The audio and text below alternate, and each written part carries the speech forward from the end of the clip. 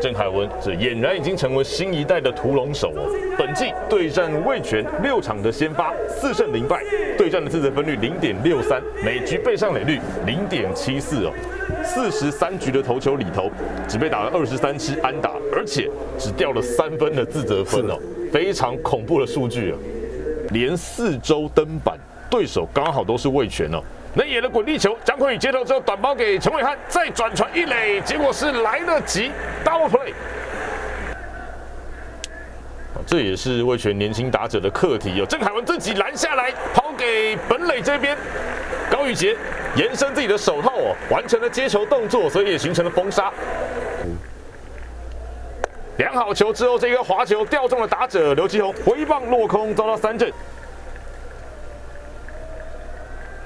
还是量好3坏，这个速球让打者回棒落空，垒上的跑者启动之后是成功的盗上2垒，尝试一下。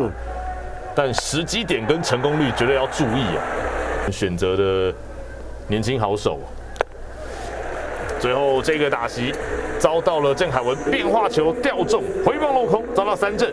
6局上半，郑凯文让味全龙队留下1个残垒，没有得分，中信兄弟依旧保持3-2领先。